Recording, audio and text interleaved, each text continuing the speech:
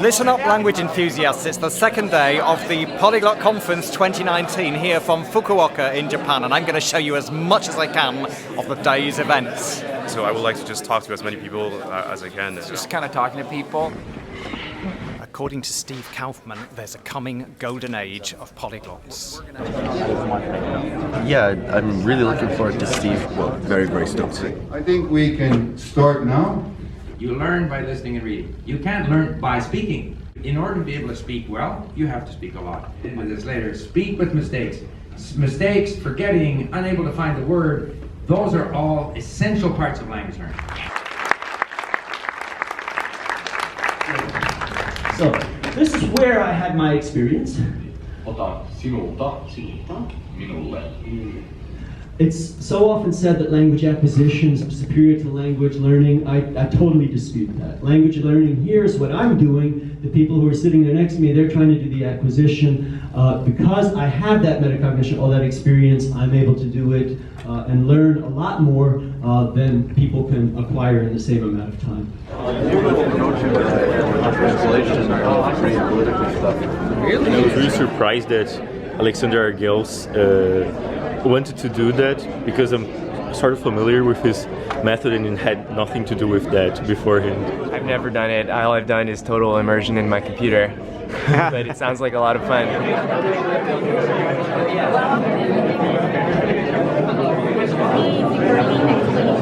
This means I studied Japanese, talk to me. I've used Chinese, and I'm learning Japanese as well. I attended Bongsu, Tetsu, and for Steve Kaufmann, the talks are really great. And yeah, I mean, I learned a lot. Arigato. There are some other people vlogging, actually. Hi, Gareth. Hi, Gary. So how was the morning for you? Morning was good. Good? I got here a little bit late. Embarrassed, but it was good.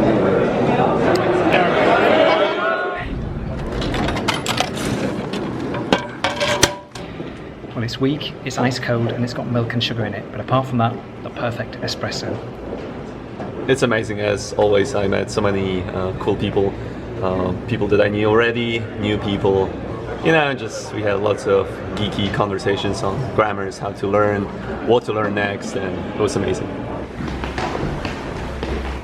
From a language perspective, because just one language is monopolizing the majority of content on the internet. So it's moving us farther from language democracy, which is the concept of equal access to resources, information, mobility, and opportunity for people of any and all mother tongues. Here I am, and yeah, why I came? Because I know a lot of people who are attending as well, and also because I'm passionate about languages, obviously. Maureen is doing an introduction to the languages of Scotland. Now in schools they're encouraging the children to use their own language and to write in their own language. I've also developed a Scots course which you can get to through the blog. 500 expressions and words with audio. Why should you learn Circassian? That's Jonty Yamisha's topic. This is part of an app that's on the app stores, co-equal to all these other world languages. If the language is not the language of trade and administrative government, public media, whether it's movies or radios or books or whatever, or religion, right? If you can't buy it, sell it, or get closer to God, or entertain yourself with it, it's not going to be a viable language in the long term. That was particularly inspiring, I thought. The conference has been very good so far. Usual mix of people from all around the world, bringing languages with them that you haven't heard of, that you want to know more about.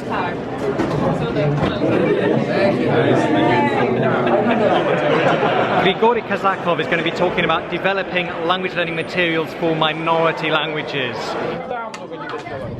So having this expertise in both language acquisition and language use on different levels and different spheres, polyglots could definitely help native communities protect, promote, and hopefully develop for the future their native language.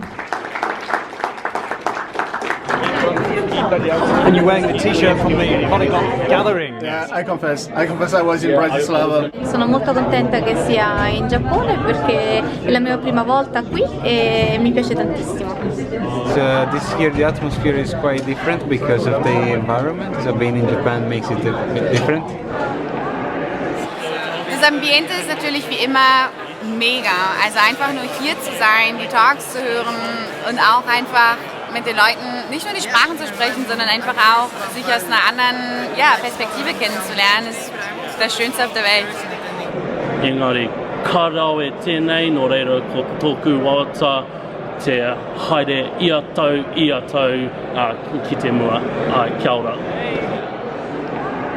I mean, the biggest thing here is the people, the friendliness, the mutual support, the stimulus, the encouragement. More than anything else, that's what people come for, and that certainly is what we've been able to enjoy here. Next, I'm going to hear Lindie talking about language learning through cultural immersion and culture shock. How do you immerse yourself in a culture and a language without necessarily living in the country? So there are language practice apps, and then there are just random apps where you can talk to someone. You don't need to see their face. It's just audio. Question back to them. Moshi moshi, moshi moshi, nansai, nansai. Then they would say a number, and I'm like, oh, they're saying a number. Okay, this means how old are you? And that's how I progressively learned Japanese, by just repeating stuff back to people and seeing what they reply with. Chinese or whatever you want. I like to start off with some kind of grammar and maybe some kind of text like ASIMIL.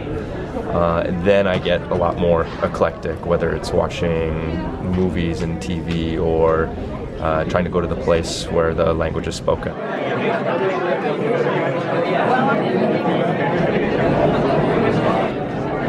Alex Rawlings is going to be talking about personalities and polyglottery on many faces of multilingualism. That was what the Greek language meant for me, okay?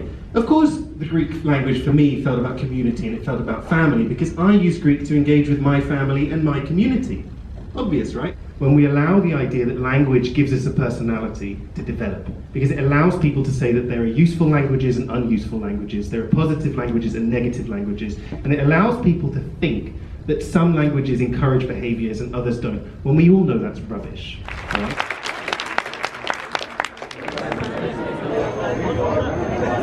Do you think you'd change your personality when you speak a different language?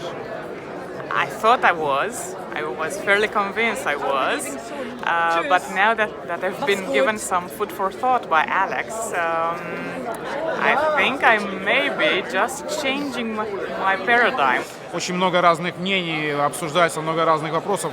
Очень интересное мероприятие. Я рекомендую всем, кто интересуется языками, приехать на конференцию и делиться своим опытом, впечатлениями. I love it, and I think it's also really fun to be in a place where I don't understand anything of the language, I can't read anything, and it's nice to put yourself back in that position. Tutaj na tej konferencji przede wszystkim po polsku, po angielsku i trochę po francusku, poza tym trochę po niemiecku.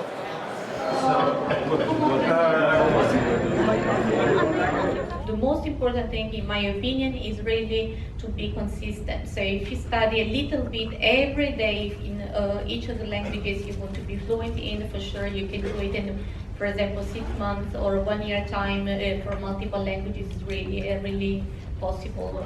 Because with 20 hours you can be conversational, you can start doing stuff in the language, you're less likely to forget it, you're likely to be happy with your progress, you have more chances to be in situations which will encourage you to study further.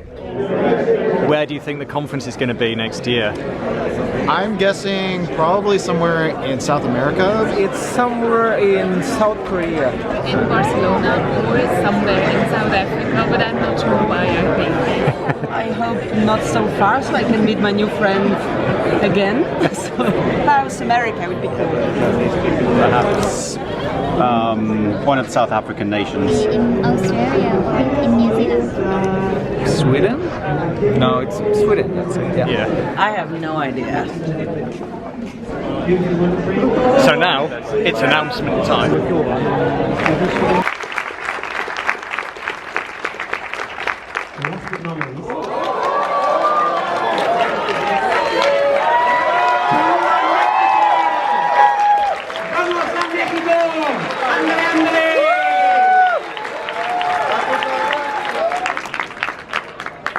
And what about Mexico? Do you think you'll be there? I hope so, yeah. I think we'll try our best. You cannot plan ahead in 1 year, but I really have intentions to go. That's fairly close where I live, so sure, I'll definitely go. So. Hope so. I most certainly will, yeah. No, I was really excited. Mexico, why not? See you in Mexico.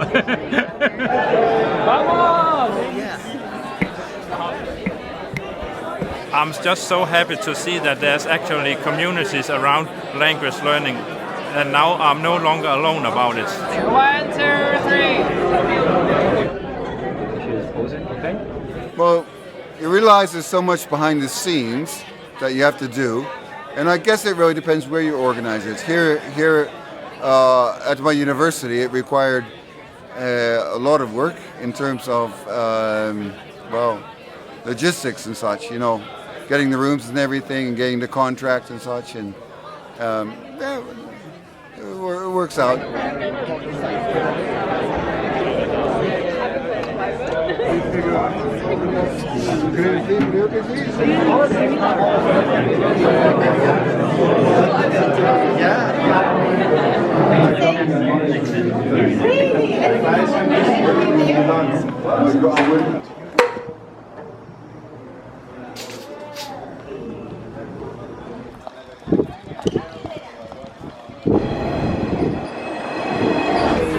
Yeah, that's good, that's good.